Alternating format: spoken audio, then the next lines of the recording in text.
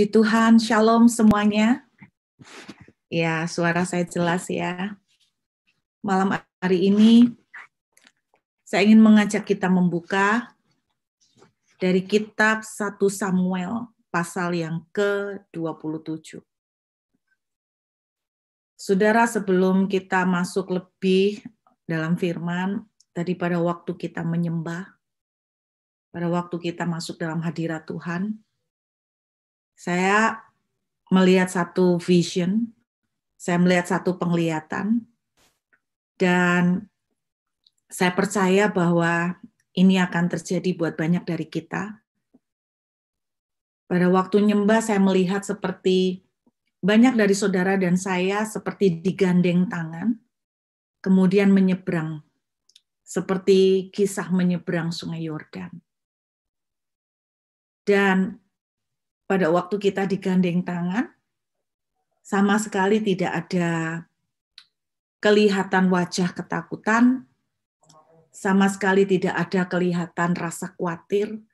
Dan pada waktu kita menyeberang Sungai Yordan, kemudian setelah itu yang saya lihat adalah tanah yang sangat bagus, yang sangat indah.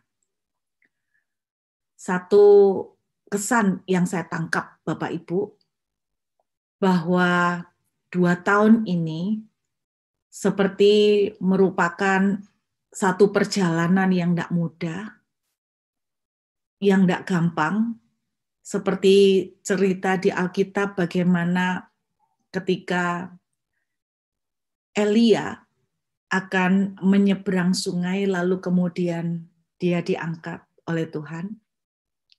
Saya juga merasakan bahwa kita akan memasuki satu perjalanan yang ajaib di tahun depan, bahwa kita itu seperti dibawa pindah transisi menyeberangi Sungai Yordan.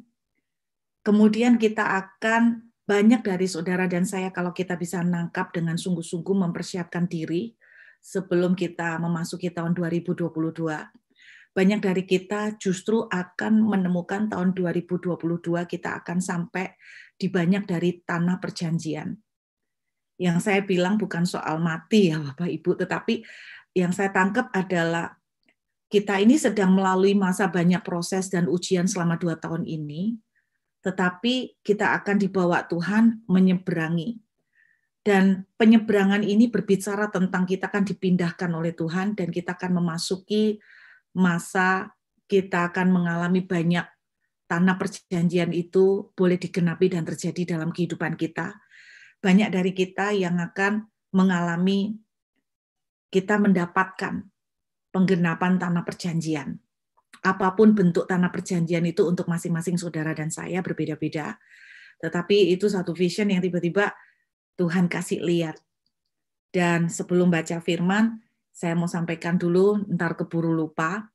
Dan saya mau ajak lihat ya, kita lihat dari kitab 1 Samuel, pasal yang ke-27 untuk malam ini.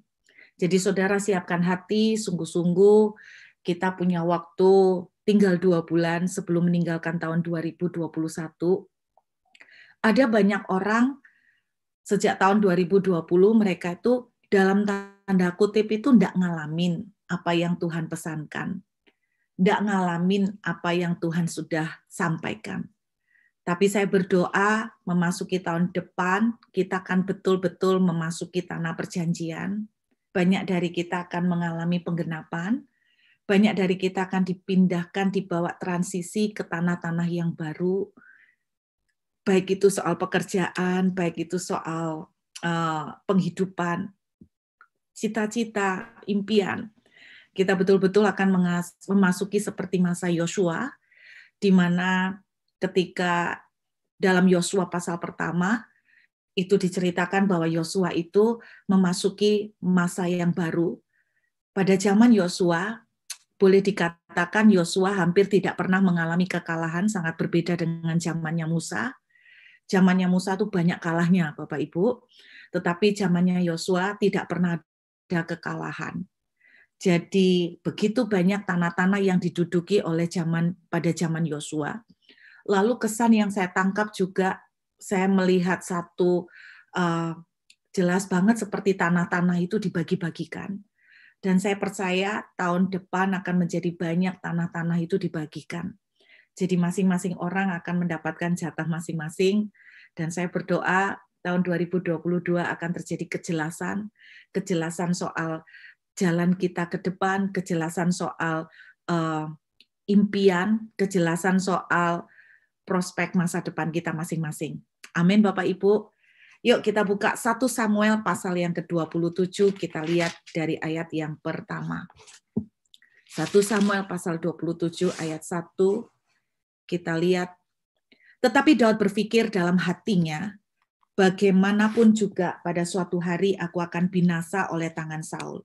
Jadi tidak ada yang lebih baik bagiku selain meluputkan diri dengan segera ke negeri orang Filistin, maka tidak ada harapan bagi Saul untuk mencari aku lagi di seluruh daerah Israel, dan aku akan terluput dari tangannya. Saudara, bertahun-tahun Daud itu mengalami pengejaran, dikejar-kejar oleh Saul. Anda jangan membayangkan dikejar Saul itu sepele, karena yang mengejar Daud ini adalah seorang raja. Berarti Daud itu bukan menjadi buronan dari satu desa, tapi Daud itu menjadi buronan negara. Anda bayangkan kalau pada zaman sekarang buronan negara itu serem banget ya. Dan Daud itu mengalami itu berpindah, dikejar-kejar bertahun-tahun. Bertahun-tahun, saudara ya, bertahun-tahun.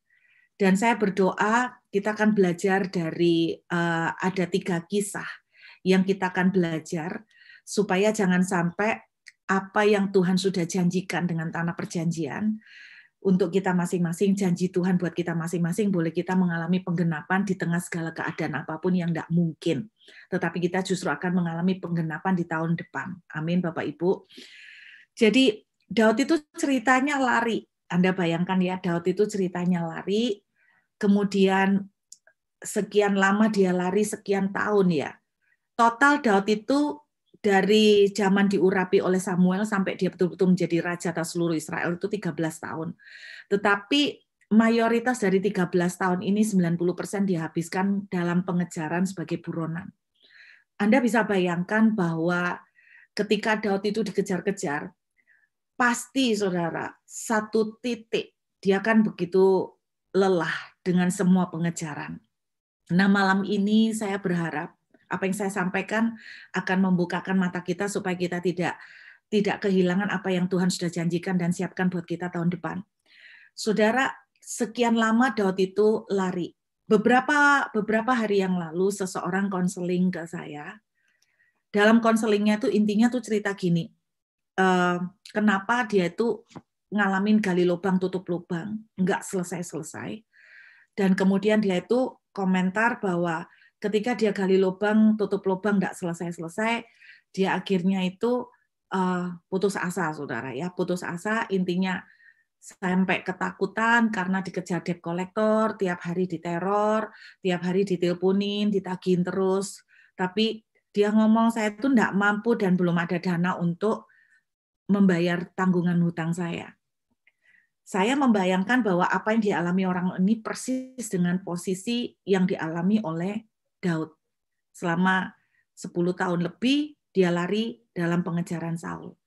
Saudara, kita akan belajar, jangan sampai kita mengulang reaksi yang salah, yang sama yang dilakukan oleh Daud, sehingga kita kehilangan dan semakin mengalami penundaan dari semua rencana yang Tuhan kasih. Hal pertama yang kita bisa belajar dari reaksi Daud yang salah. Ketika dia lelah dikejar-kejar dalam pengejaran Saul, dalam 1 Samuel pasal 27 yang Daud lakukan adalah dia lari ke negeri orang Filistin.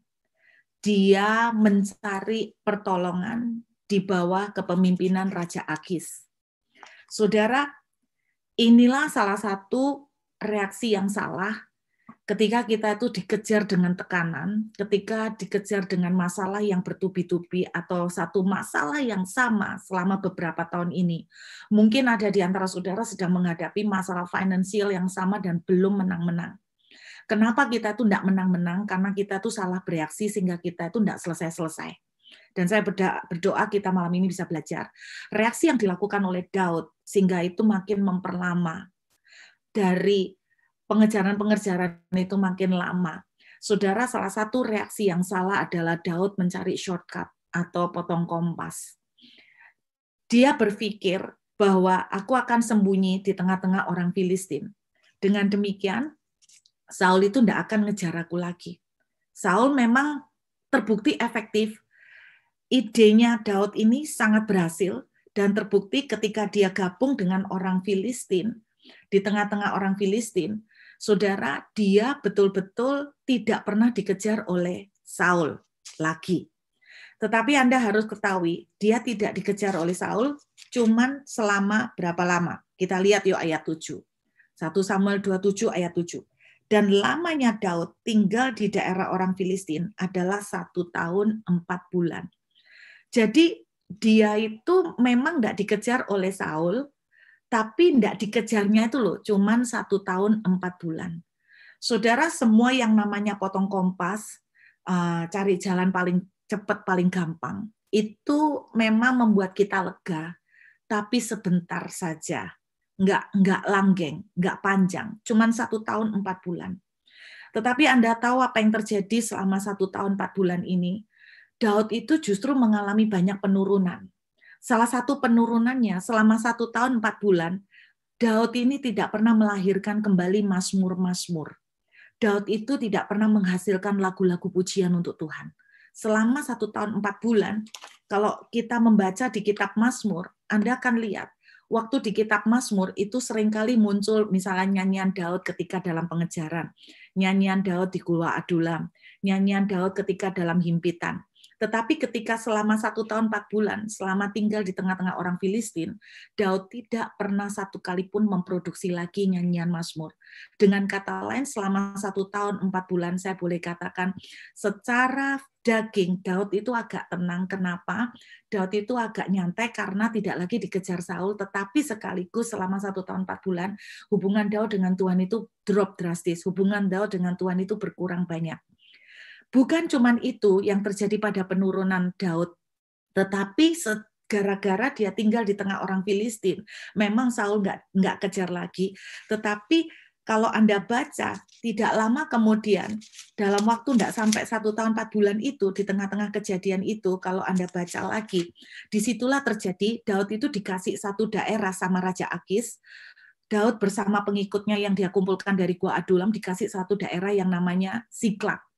Nah, saudara tahu mengenai kisah Siklak, bagaimana Siklak itu dibakar, ya di dalam kitab 1 Samuel pasal 30, Anda lihat orang Amalek kemudian datang, dan ketika Daud dengan pengikutnya itu pergi bersama dengan Raja Akis, saudara bisa baca bahwa Siklak itu dibakar, Daud istri-istri mereka bersama dengan anak-anak mereka ditawan, harta mereka dibakar habis.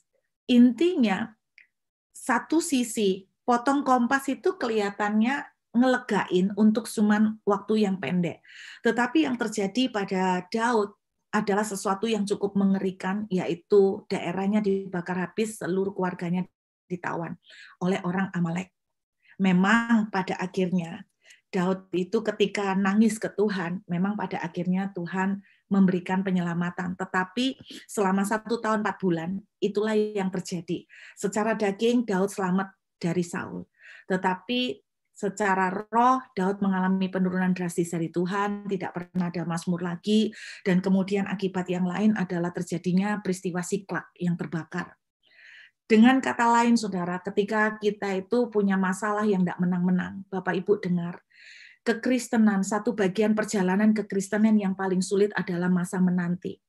Masa menanti, oke? Satu perjalanan yang paling sulit dari kekristenan kita, dari perjalanan iman kita adalah ketika kita itu menunggu Tuhan tidak kunjung bekerja. Dan ketika di dalam masa menanti ini yang dilakukan oleh Daud, ketika dia lelah dalam pengejaran Saul, dia cari potong kompas. Kalau dalam kehidupan sehari-hari saya kasih contoh, Bapak Ibu, saya kasih contoh. Kenapa ketika ada orang-orang yang punya masalah soal duit, kita dari awalnya itu sudah salah dalam tanda kutip, misalnya kita itu utang sama orang. Tetapi kita itu berusaha memperbaiki kesalahan dengan membuat kesalahan yang baru. Sama seperti yang dilakukan oleh Daud. Dia membuat kesalahan, yaitu gabung dengan orang Filistin, tapi itu justru membuat kesalahan yang baru sekaligus. Dia menutup kesalahan dengan kesalahan yang baru. Jadi ketika ada orang-orang mulai buat kesalahan, jatuh pinjaman uang dan sebagainya, yang dilakukan berikutnya adalah membuat kesalahan yang baru dengan pakai kartu kredit, gredek, atau gali lubang, tutup lubang. Makanya Anda lihat dengan cara seperti ini tidak akan pernah selesai. Untuk sementara kelihatannya nolong, untuk sementara kelihatannya enak. Tetapi percayalah dengan cara seperti ini nggak akan pernah habis. Bahkan yang saya takutkan, ngeri sampai siklak itu terbakar. Semua yang kita miliki itu seperti hancur. Bahkan anak keluarga kita juga ikut ditawan. Orang yang konseling dengan saya sampai saya nggak tega juga dengar bahwa bagaimana seluruh keluarga juga nggak merasa tenang karena selalu diteror oleh debt collector. Jadi ini yang terjadi pada kalau kita shortcut atau potong kompas. Oke? Bagaimana reaksi yang lain yang salah ketika kita itu lagi di tengah serbuan masalah tapi Tuhan tidak kunjung memberikan pertolongan. Kita lihat 1 Raja-Raja pasal 19. Jadi malam ini kita akan melihat dari 3 cerita di Alkitab. 1 Raja-Raja, kita lihat 1 Raja-Raja pasal 19. Ada mengenai kisah Elia. Saudara, Elia baru saja melakukan satu perbuatan kesaktian yang heboh. Bagaimana dia membunuh nabi-nabi Baal, sekian banyak jumlahnya di depan Raja Ahab. Tetapi apa yang terjadi pada 1 Raja-Raja pasal 19, kita lihat ayat yang ketiga, saudara ya. Kita lihat. Ketika dia habis membantai imam nabi-nabi Baal, ayat yang ketiga, maka takutlah ia, lalu bangkit dan pergi menyelamatkan nyawanya, dan setelah sampai ke Bersheba yang termasuk ke wilayah Yehuda, ia meninggalkan bujangnya di sana. Tetapi dia sendiri masuk ke padang gurun sehari perjalanan jauhnya, lalu duduk di bawah sebuah pohon arar. Kemudian ia ingin mati, katanya, cukuplah itu sekarang ya Tuhan, ambillah nyawaku, sebab aku ini tidak lebih baik daripada nenek moyangku. Saudara, salah satu yang kita amati yang sering terjadi di dalam ketika kita itu masa menanti pertolongan Tuhan adalah sebuah kelelahan yang amat sangat yang bisa menyerang kita. Nah, orang yang sangat lelah, ujung-ujungnya akan seperti ngalamin kayak Elia, yaitu putus asa, sampai akhirnya Elia itu punya pikiran, lebih baik aku mati aja. Jadi yang saya khawatirkan adalah ketika kita sedang di dalam masa menunggu pertolongan Tuhan, Elia itu dikejar oleh Raja Ahab bersama dengan Isabel, saudara. Sama seperti Daud dikejar oleh Saul. Apa yang terjadi ketika kita tuh dikejar-kejar dari sesuatu dan kita tuh tidak melihat kunjungan pertolongan Tuhan itu terjadi? Maka hal kedua yang bisa dialami oleh seperti Elia adalah the spirit of death. Yang saya maksudkan the spirit of death ini bukan roh kematian secara fisik, tapi yang saya khawatirkan adalah the spirit of death ini satu roh keputusasaan sampai saudara sedemikian desperate-nya sampai saudara rasanya kepingin mati. Banyak sekali beberapa bulan belakangan ini Bapak Ibu saya tuh menerima konseling yang kebanyakan itu bilang saya tuh enggak kuat, saya tuh pengen mati. Kalau saya enggak ingat anak, saya tuh sudah bunuh diri, Bu. Saya tuh sudah enggak kuat, saya tuh kepengen mati. Rata-rata seperti itu. Dan rata-rata yang terjadi terutama soal keuangan, terutama soal financial. Saya mau katakan sama Bapak Ibu, dengarkan baik-baik. Ciri-ciri dari orang yang terus-menerus dikejar habis-habisan, seperti Daud dikejar oleh Saul, dan Elia dikejar oleh Isabel, adalah salah satunya adalah the spirit of death, yaitu roh kematian, keputusasaan yang membuat seseorang itu sampai benar-benar kepingin mati. Apa yang dilakukan oleh Daud masih lumayan ya. Dia itu potong kompas.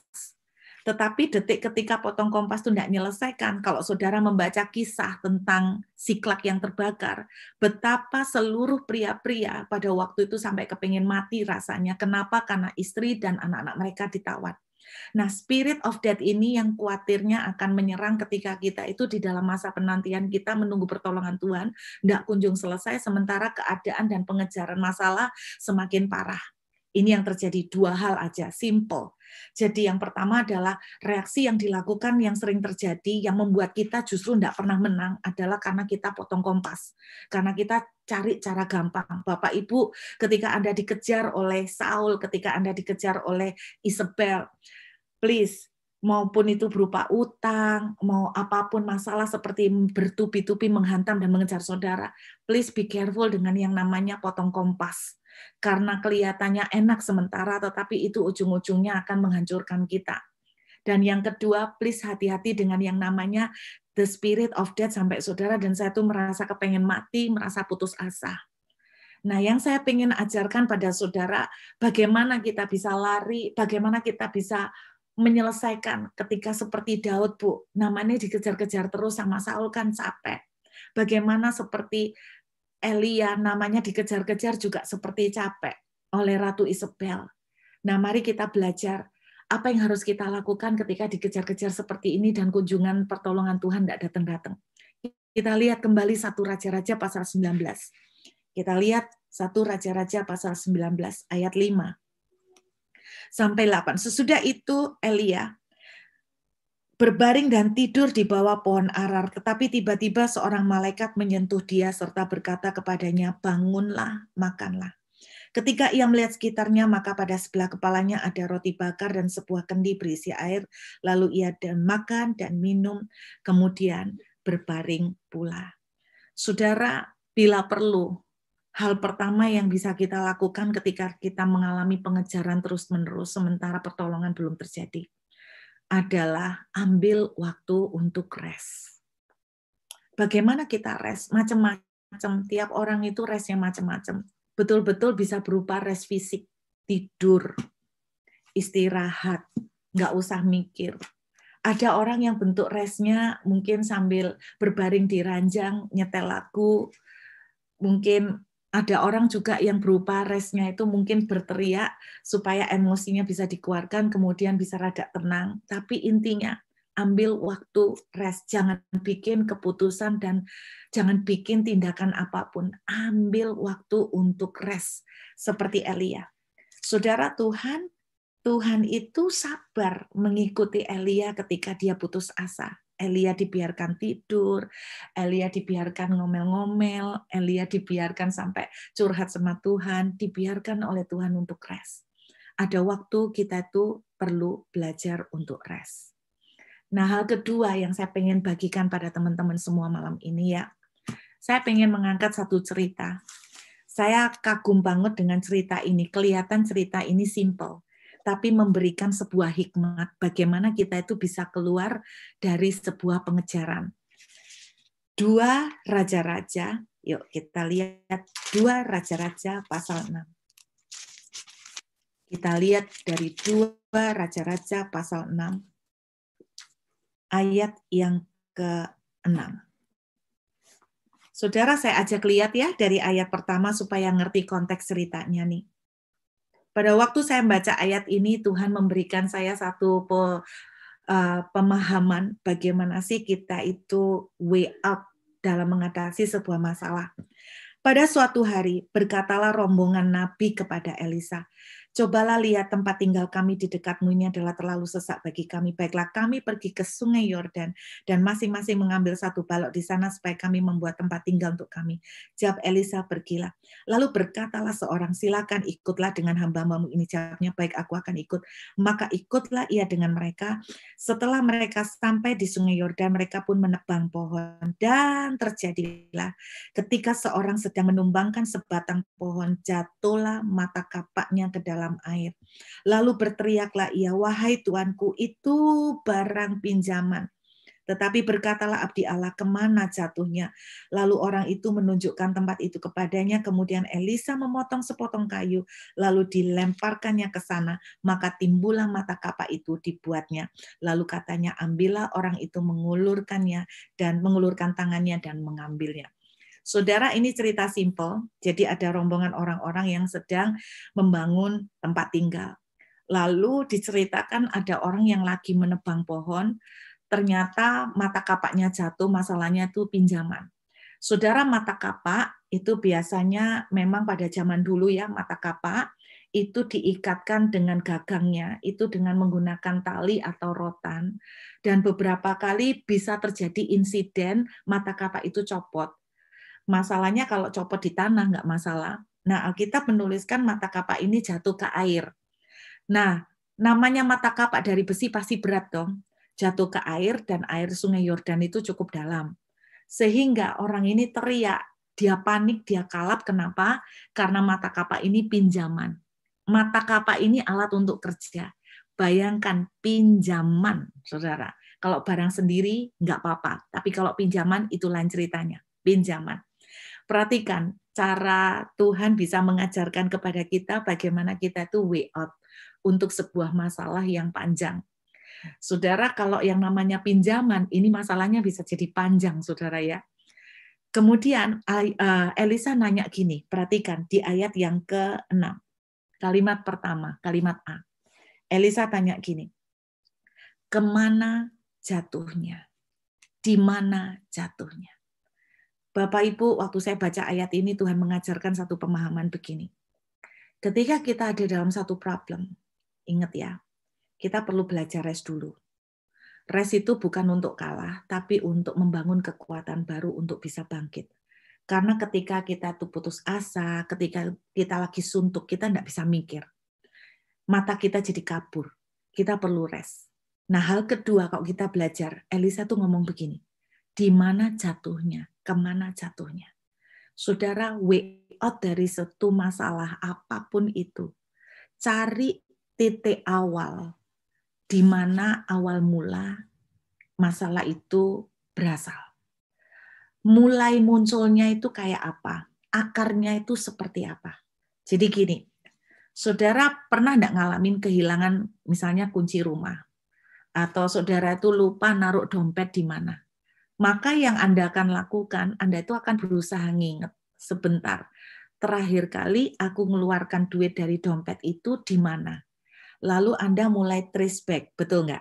Anda akan seperti itu, sama. Ketika kita punya persoalan, contohnya paling simpel, hutang piutang.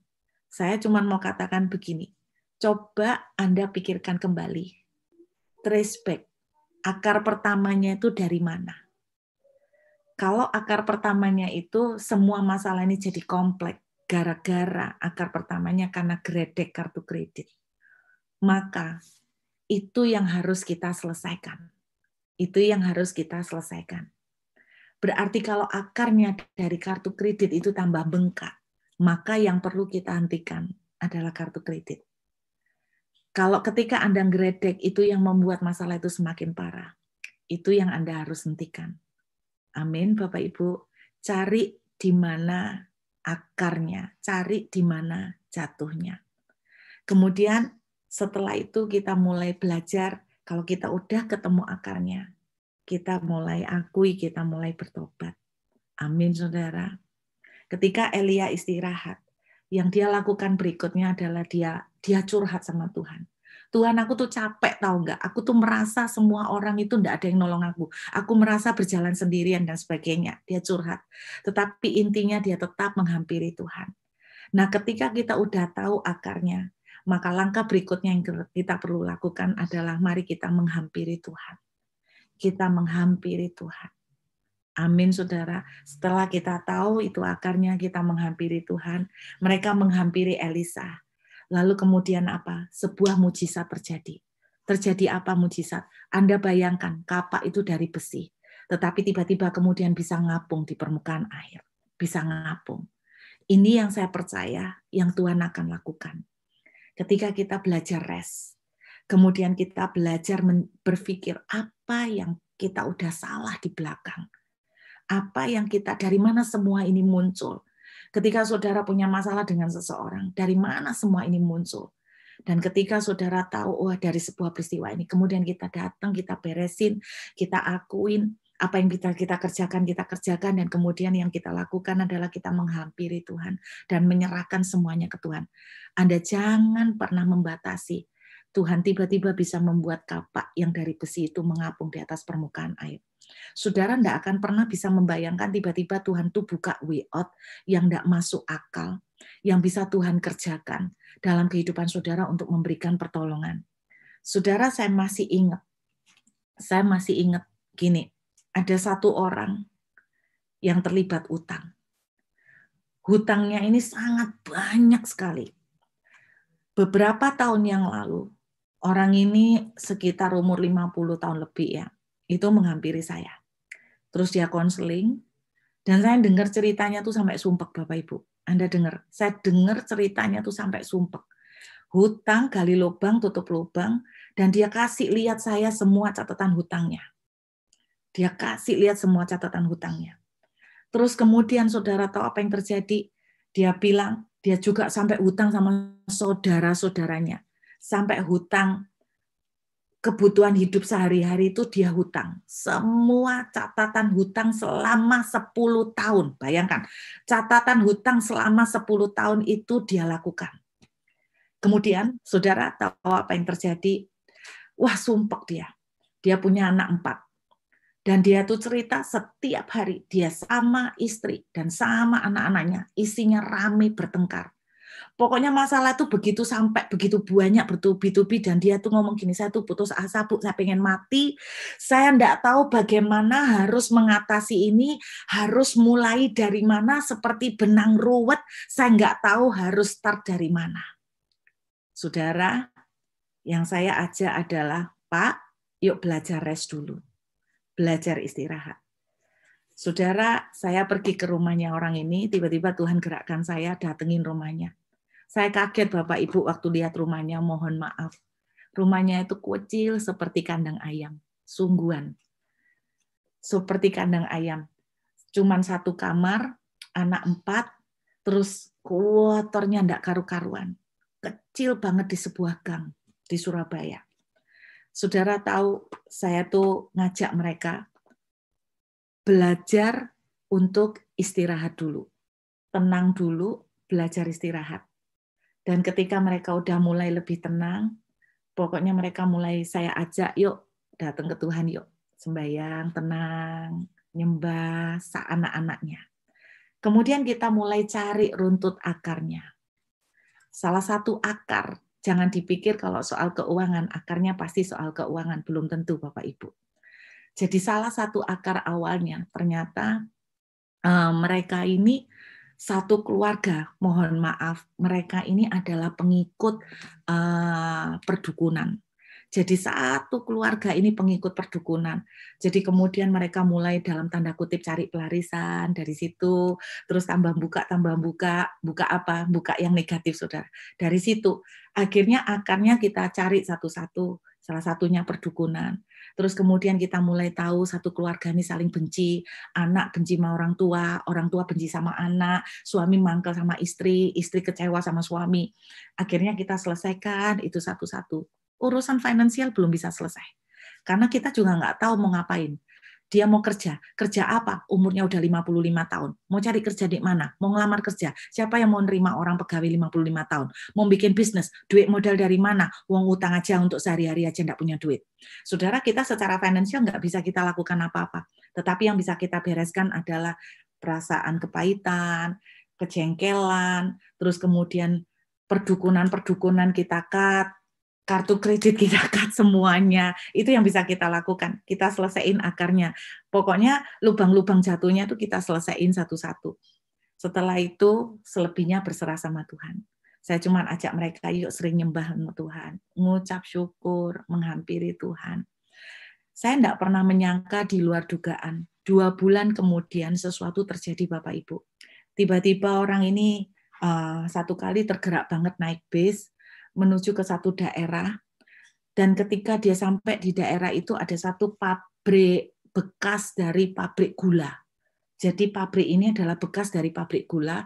Tiba-tiba dia itu tergerak entah gimana, turun di depan pabrik gula. Terus kemudian dia itu iseng-iseng pabrik gula itu dia masukin sudah terbengkalai, saudara. Pabrik gula ini sudah mangkrak.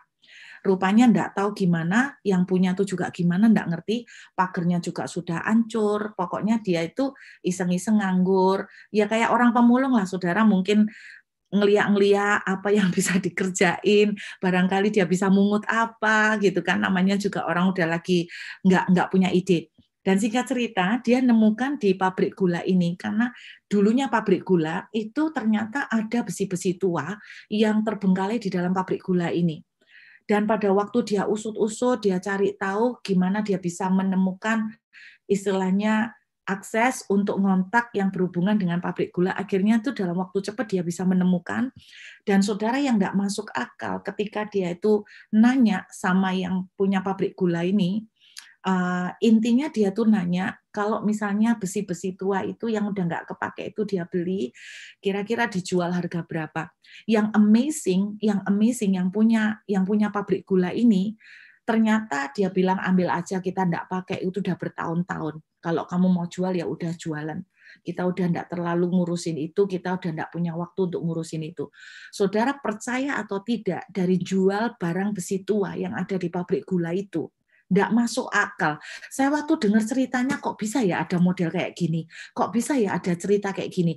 Semua besi-besi tua yang ada di pabrik gula itu dia jual, dan dia dikasih begitu saja sama yang punya, dijual. Yang amazing Bapak Ibu, setelah dia dijual, gila banget. 1 bulan setelah dia berhasil menjual semuanya, Bapak Ibu dia datang ke rumah saya. Bapak Ibu dia datang ke rumah saya, tahu apa? Saya juga kaget. Dia datang ke rumah saya bawa Mercy. Dia naik mobil Mercy. Bapak Ibu dia naik mobil Mercy. Dan waktu dia naik mobil Mercy, saya ini tanya gini, Pak, itu mobil siapa? Itu mobil saya, Bu. Terima kasih, Bu Ruth. Kami sudah dibantu. Sampai Tuhan itu bikin keajaiban seperti ini. Terima kasih. Kami ini udah dibimbing sampai Tuhan itu buat mujizat. Bapak Ibu dari sebuah rumah di gang kecil, dalam waktu 1 bulan dia membeli rumah di daerah perumahan Surabaya Timur yang elit. Saya tuh sampai tanya gini, Pak, sorry ya, saya ini kepengen tahu, penasaran. Dalam waktu cuma 1 bulan gitu toh, Bapak kok bisa dapat segini cepatnya dan dapat banyak kayak gini. Dan dia tuh bilang dari hasil penjualan besi-besi tua itu dia dapat sekian besar nominal. Saya tuh sampai geleng-geleng kepala. Saya ikut sukacita, Bapak Ibu. Saya ikut senang. Dari sini loh saya tahu. Tidak ada yang membatasi Tuhan untuk melakukan keajaiban. Tuhan itu kalau mau mengubah nasibnya orang dalam sekejap itu bisa. Bapak Ibu bayangkan, dia bilang begini, dalam waktu 1 bulan, Bu, bukan saja saya itu bisa membeli rumah, bukan saya saja bisa membeli mobil, tetapi yang luar biasa seluruh utang 10 tahun saya bisa lunasin semuanya. Apa enggak geleng-geleng Bapak Ibu? Kalau dengar ceritanya tuh dalam bahasa Inggrisnya tuh bilang gini, too good to be true, terlalu bagus untuk dipercaya Bapak Ibu. Bagaimana orang susah cari kerjaan, dia dapat gitu aja dengan gampang. Bapak Ibu kan tahu kalau di Indonesia kita nemukan besi-besi tua kan, saudara, itu bukan barang yang nggak bisa dijual sebetulnya kan. Banyak yang gampang banget bisa dijual kan gitu toh. Tetapi yang aneh, ada besi-besi tua yang mangkrak di pabrik gula yang terkapar seperti ini, yang salahnya terlantar seperti ini, enggak tahu nasibnya, tiba-tiba dia bisa berhasil menemukan ownernya, kemudian dengan begitu gampangnya besi tua itu sebetulnya bisa dijual, tapi ownernya bilang kita udah enggak terlalu ngurusin itu. Ternyata ketika dijual, karena bekas pabrik gula, saudara, itu ada bekasnya rel. Saya nggak tahu rel untuk kayak ngangkut apa ya, kayak kereta kecil untuk apa di pabrik gula, dan nggak ngerti gimana. Itu banyak sekali jumlahnya. Nah, saya tuh nggak bisa bayangkan kok bisa buat beli rumah, buat beli mobil, dan buat bayar utang. Tapi dari situ tuh saya kagum. Tuhan itu sanggup melakukan apapun. Mata kapak itu dari besi, bagaimana hukum alamnya kok bisa terapung di air. Nggak ada yang mustahil buat Tuhan. Kita tuh kalau mau ngikutin jalannya Tuhan, pasti ada jalan. Kenapa kita itu muter-muter, kenapa serangan masalah yang bertubi-tubi itu nggak selesai-selesai? Karena kita itu melakukan seperti Daud, saudara. Kita ini potong kompas. Kita tuh cari cara gampang menurut otak kita. Kita gredek, kita gali lubang, tutup lubang, karena kita pengen nang cepat. Bahkan mungkin kita invest duit di money game dan sebagainya, karena kita ingin cepat. Tapi kenyataannya bukan cepat, malah kita semakin terpuruk. Seperti dengan Daud, malah semakin akhirnya siklak terbata, semua hartanya terbakar habis dan sebagainya, saudara, dijarah. Singkat cerita kan gitu. Sama. Atau kita sampai putus asa kayak Elia, sehingga kita tuh kepengen mati. Itu tidak akan menyelesaikan, saudara. Apa yang harus kita lakukan? Bila perlu istirahat. Kalau mau nangis, biar lega, nangislah. Kalau mau menjerit, biar lega, menjeritlah. Intinya, apa yang bisa memberikan saudara istirahat sebentar untuk membangun kembali kekuatan baru. Setelah itu kita telusurin akarnya itu di mana. Yang bisa kita kerjakan, kita selesaiin satu persatu. Saya bilang sama orang yang punya dikejar banyak utang ini, Pak, ambil waktu untuk tenang, cari Tuhan dulu, ambil waktu untuk tenang. Kemudian yang kedua, hadepin gimana? Ya kalau memang dikejar debt collector, ya hadepin, kan gitu toh. Hadepin saudara. Tetapi urusan Isabel sama, Eli itu yang ngadepin, tapi urusan Isabel Tuhan itu yang melalukan, Tuhan yang melindungi Elia dari pengejaran Isabel sampai akhirnya Ratu Isabel mati. Yang bisa kita lakukan, yang tidak bisa kita lakukan, kita tetap hadepin dan kita berjalan berserah dengan Tuhan. Amin, Bapak Ibu. Dan yang luar biasa ketika saya mendengar kesaksian Bapak ini, saya itu benar-benar sampai iman saya dibangun. Cuman yang ada bagian yang tidak mengenakan, Bapak Ibu, ada bagian yang mencekno. Dulu, pada waktu dia punya banyak utang, dia tuh nangis ke rumah saya, nangis Bapak Ibu. Saya tuh sampai enggak tega. Terus kemudian dia tuh ngomong gini, Bu Ruth, saya tuh janji, pokoknya kalau saya ini dipulihkan Tuhan, Bu.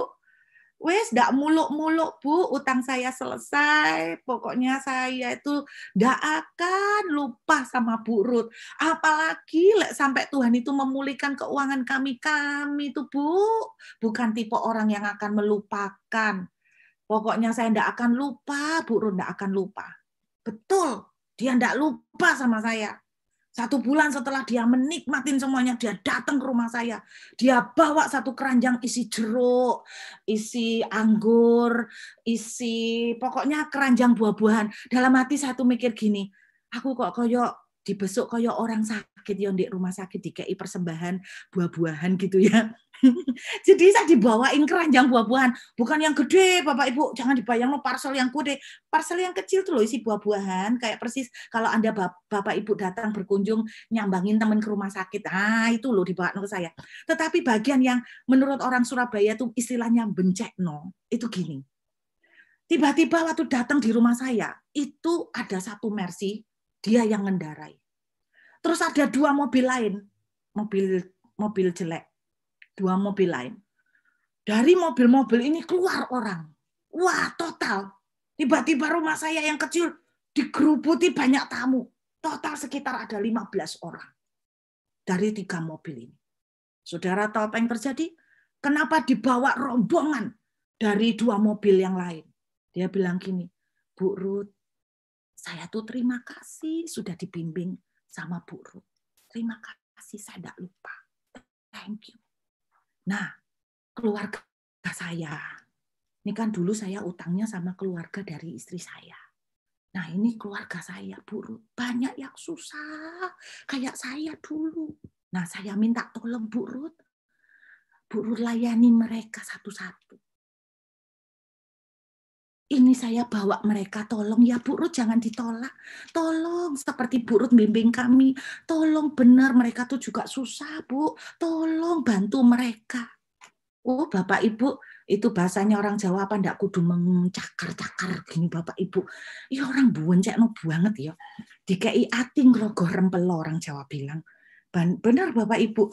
Jadi di rumah saya didatengin 10 orang.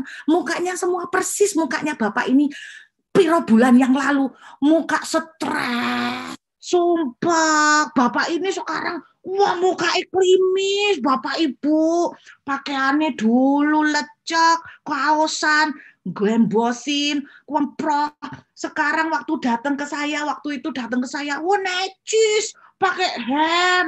Wah, bawaannya Mercy. Habis itu bawa dulure 10. Suruh saya ngelayanin satu-satu. Bapak Ibu, saya itu ngelayani keluarganya dia sampai ngelayani anak-anaknya satu-satu itu piro hari Bapak Ibu. Berjam-jam. Saudara tahu apa yang saya lakukan? Saya bilang gini, Pak, Bapak kan sudah saya bimbing. Dan Bapak sudah dipulihkan Tuhan dan anak-anak. Sekarang Bapak kan sudah tahu jalannya. Nah, sekarang keluarga Bapak ini tugasnya Bapak, bukan saya. Anda tahu jawabannya. Saya enggak ngerti, Bu, bagaimana bimbing mereka. Kan Ibu yang hamba Tuhan. Ibu yang ngerti bagaimana mereka. Dalam hati gundulmu, Pak. Oh, dalam hati. Tapi enggak berani ngomong, Bapak, Ibu. Dalam hati memang gundulmu tenanan gitu ya. Gitu loh, Bapak, Ibu. Tapi itu saya bisa melihat ya. Iya, saya enggak mau, Bapak, Ibu. Saya bilang, itu tugas Bapak. Saya sudah tolong Bapak. Istilahnya saya sudah berjalan sama Bapak untuk sama-sama menguatkan. Dan sekarang Bapak udah pernah ngerti apa yang harus Bapak kerjakan. Bagikan ke mereka. Bimbing mereka, Pak. Enggak bisa, Bu, saya enggak mampu. Saya enggak mampu, Pak. Wong satu Bapak aja saya berapa bulan itu nemenin Bapak. Lah Bapak kalau suruh saya 10 gini mateng aku. Tenanan. Saya bilang saya enggak mampu. Bapak yang sekarang tugas untuk membimbing mereka. Saudara, itu yang saya lihat bagaimana Tuhan bisa membalikkan keadaan orang yang begitu hancur, terpuruk, sampai dalam waktu singkat dipulihkan Tuhan.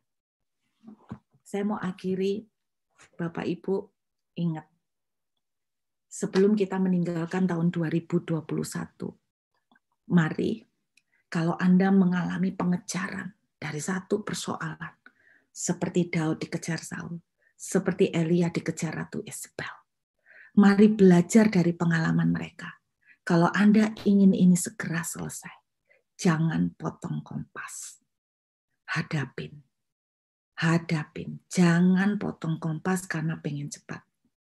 Dan yang kedua, jangan sampai biarkan roh kematian itu menyerang. Apa yang harus kita lakukan? Kalau memang perlu, ambil waktu untuk rest. Menangislah, tidurlah, mau makan banyak silakan, mau berteriak sebentar, mau nangis silakan istirahat. Lalu mulai pikirkan akarnya di mana. Lalu selesaikan satu persatu benang ruwet itu satu persatu. Beresin. Kalau akarnya banyak perselisihan dalam keluarga, beresin satu persatu. Bagian yang kita tidak mampu, seperti keuangan itu, kita serahkan kepada Tuhan. Dan kemudian apa yang kita kerjakan, kita belajar menghampiri Tuhan. Bagian yang kita tidak bisa kerjakan, Tuhan bisa kerjakan. Amin. Saya baca di chat ini lucu ya. Berarti kita cari pabrik gula yang lain. Haleluya.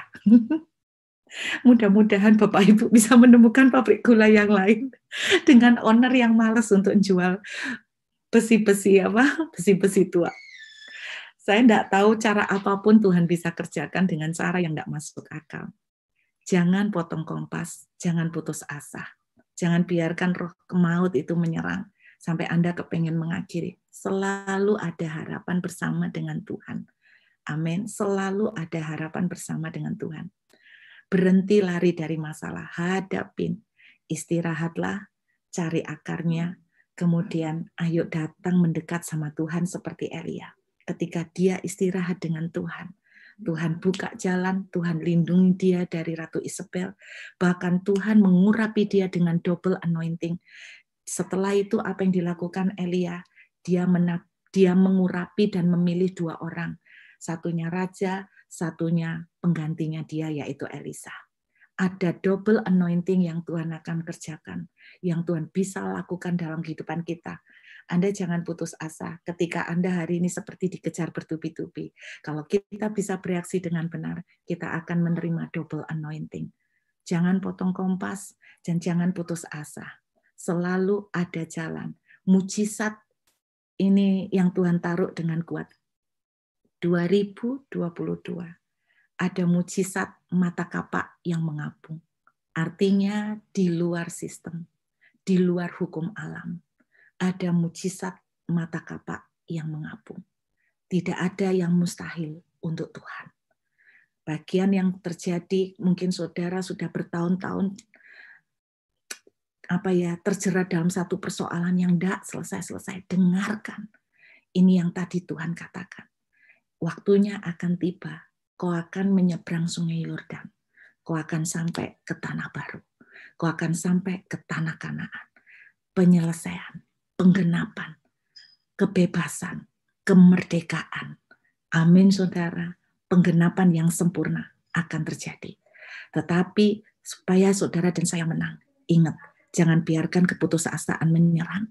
Dan jangan potong kompas walaupun engkau tergoda untuk pengen potong kompas. Ambil waktu rest, mendekat dengan Tuhan. Mendekat dengan Tuhan. Saya terlalu percaya mujizat mata kapak mengapung akan terjadi buat kita semua. Amin. Mujizat mata kapak mengapung. Tangkap dengan iman, tahun 2022 kita akan berjalan menyeberangi sungai Yordan.